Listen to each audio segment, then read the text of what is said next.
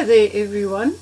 So finally the first educational video, that is excluding our Afrikaans English language videos, and it's a pleasure to come to you with what I consider to be my spirit animal. Now, why am I doing this today? Well, it seems that some people who follow my English Afrikaans lessons are under the impression that wild animals still roam freely in the streets and roads of South Africa. Now, this is not true. We do have some rural areas where we do see a bit more of our local wildlife, but it's mostly the smaller animals like baboons and jackal. But that's truly only in rural areas. Our big five like the elephant and the rhino, the giraffe, etc.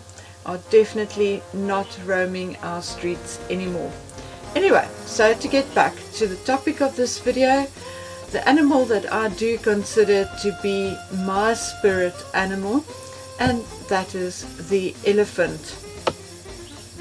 Now, what is a spirit animal?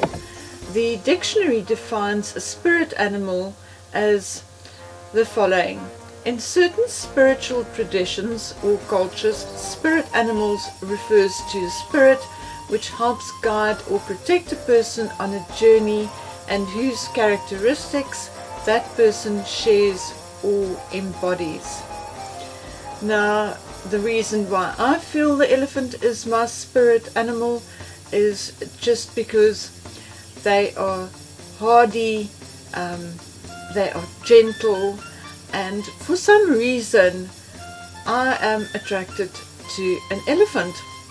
And I've had the opportunity to meet a few elephants in my life by visiting a couple of game reserves and parks, and for some reason elephants are attracted to me as well. I had an opportunity to go horse riding on a local game reserve, and as part of my visit I was taken to go see 3 orphan elephants and their handlers. Now, these elephants have been trained to do very basic tricks like kicking a ball and so on and so on, but they've grown up with their handlers. However, because they're relatively tame, the handlers would allow people from time to time to touch them and feed them from buckets that one needs to pay for. However, when I got to meet the elephants, this one elephant took an extreme liking to me. She would come up to me, rub up against me, and just ignored her handler completely. When he called her and tried to entice her away to go kick a ball, she just wouldn't go. I had to go with her, but finally once she started playing with her two brothers, she forgot all about me. But she was really attracted to me, and she really sort of rubbed up against me, as you can see on the photograph. Anyway, so let's get into our animal story. I've now told you what a spirit animal is, and so let's explain to you guys how and where one can see these bigger, larger wild animals in South Africa. Now, because of our weather and the nature here, obviously there are many game reserves, game parks, game lodges, etc. in South Africa. However, the 4 major ones are the Pilanesberg Game Reserve, where one should be able to see all of the big 5, and then there is the better known one, or the most known overseas, and that is the Kruger National Park, which was established in 1898 and which comprises approximately 2 million hectares. Now, the Kruger National Park I used to visit my grandfather there on a regular basis when he worked there many moons ago, but it's absolutely stunning. And up until now, one had been able to see just about anything. Then there is the Shlishlui Mfolozi Game Reserve, which was established in 1895 and which is by 3 years the oldest game reserve in South Africa, and that comprises about 96,000 hectares. And also rhino, giraffe, etc. can be seen there. I have seen 1 or 2 elephants there as well, although I do believe that they were imported to the game reserve. I used to live not far from the Shlishlui Mfolozi Game Reserve and used to go there early in the morning with a friend to take some photographs.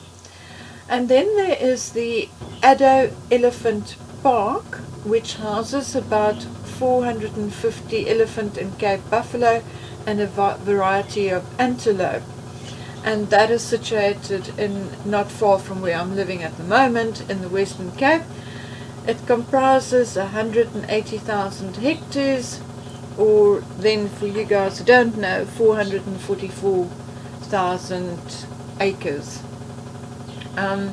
Talking about the Addo Elephant Park, where 450 elephant are housed, that now brings me to the Knysna forest, because many of the elephant that used to roam the Knysna forest, or we believe used to roam the Knysna forest, has been rehoused in the the Addo Elephant Park.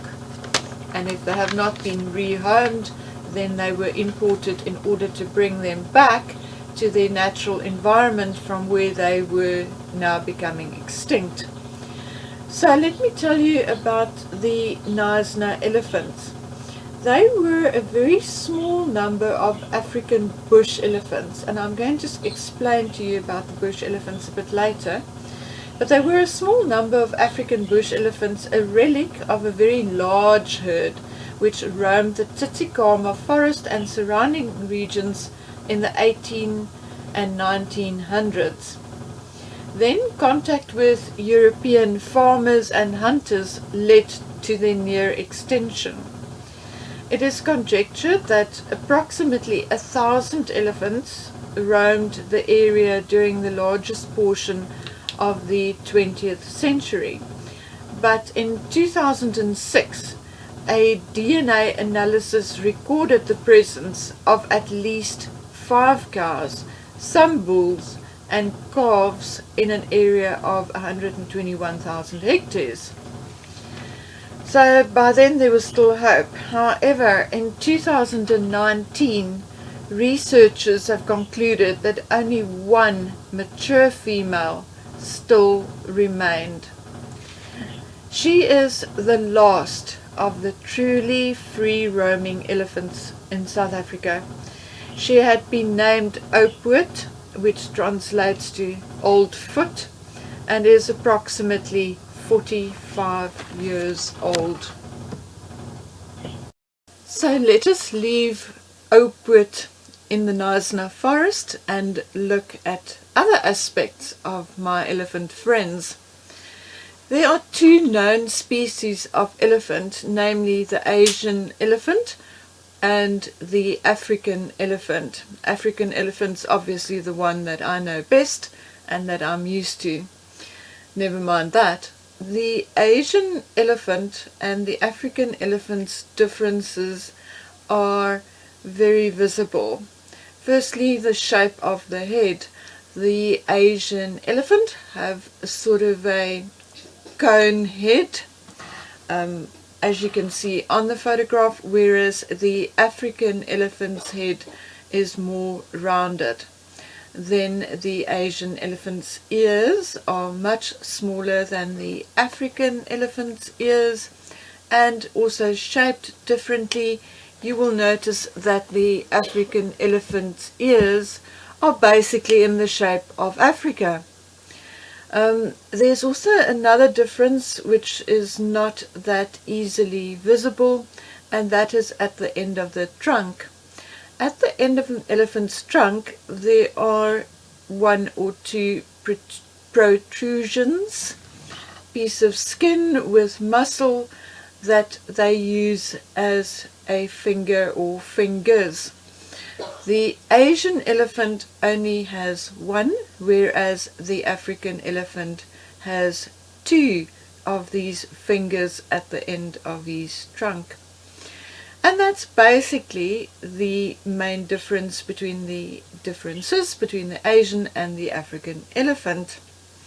However, when it comes to the African elephant, there are two subspecies. Now the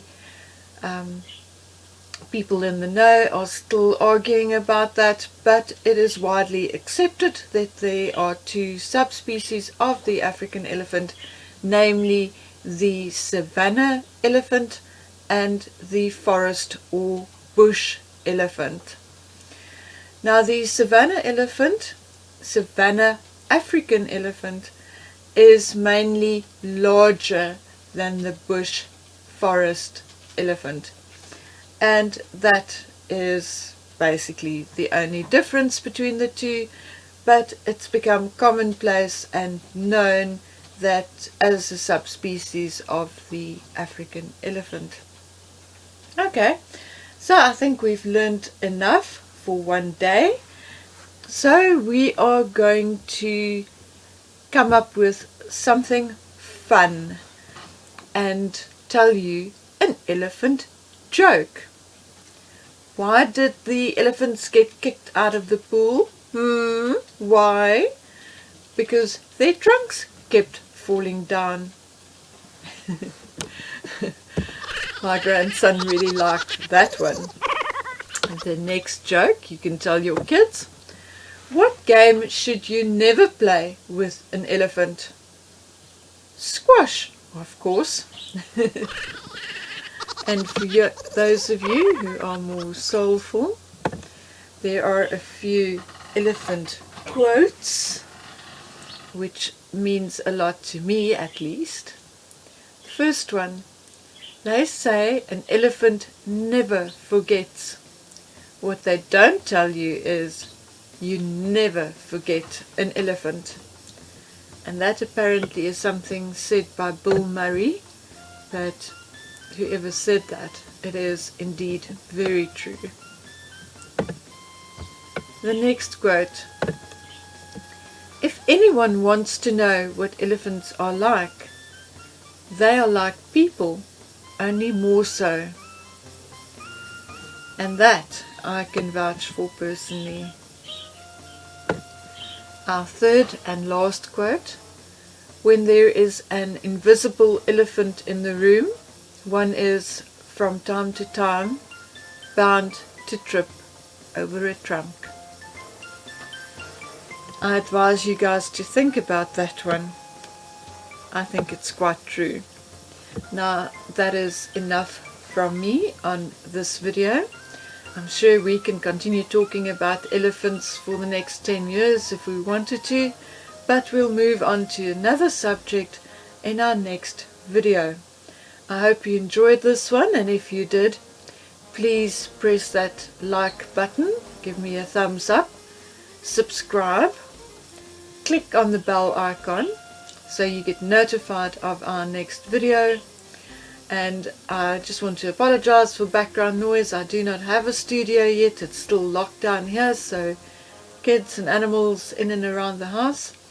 So forgive me for that, but please join me for our next video in a week or so. Next up will be our Afrikaans English video as per usual, and I hope you enjoy that one too. Have a great day, take care of yourselves, and bye!